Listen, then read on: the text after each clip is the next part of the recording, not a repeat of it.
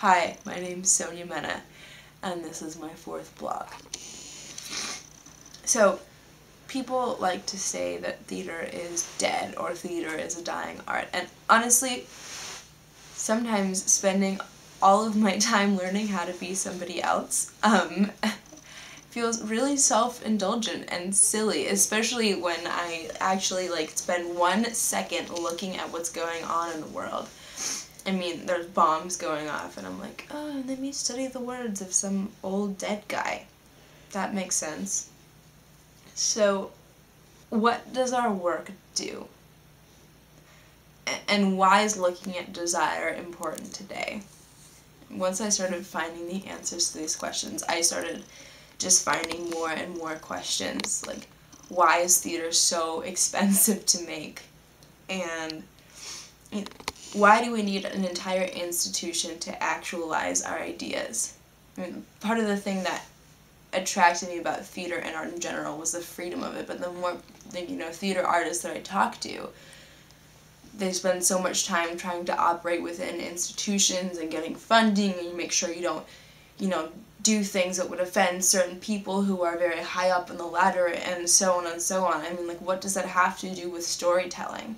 And since when is a good story? Because there's cool lights and costumes and sets. I mean, the people who are telling, during the whole process of this, I was reading Simon Callow's Being an Actor book. Not the Simon Callow from American Idol, but the British actor guy. And he just talked about, jumping from one 3-week gig here to another 5-month gig here, and he just sounded kind of so miserable. And he was this really famous actor, but he never really had a say over what he was making. So why is it that the people who are storytellers are not in control of the stories that they're telling? I think Simone's approach to theater in some ways really answered a lot of the questions, because it wasn't about him actualizing his own personal vision of Salome and Crave as a director, and then the rest of us executing Simone's vision, which is often how, theater is made. The director comes in and says, this is a story about X, and then we all tell the story about X. But his job was more to actualize the creative vision that all of us as an entire ensemble had created. The actors had ownership over what they made. It was personal to them. We didn't have a big budget. Our actors got paid, our director got paid. We happened to have the space because Simone had a fellowship with New York Theater Workshop. I mean, this wasn't this Broadway production with, huge glamour. It wasn't this big downtown thing. And I think that's one thing that's really difficult about theater, is that there's so much money involved, and so in order to pay for all of these things that we're saying that we need, I don't know, do we need them?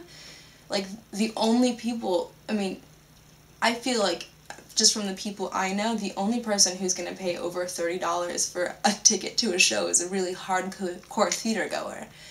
And just from my own personal observations about theater, the majority of people who I see when I go see shows are people who are older than me, who are Caucasian, and who seem to be rather well off.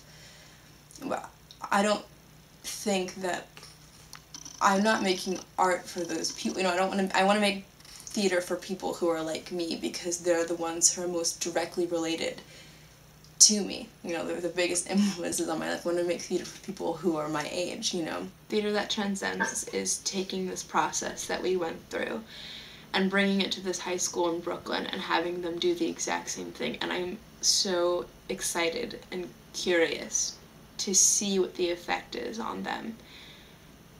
And if we can connect to them, and if not, who are we making theater for?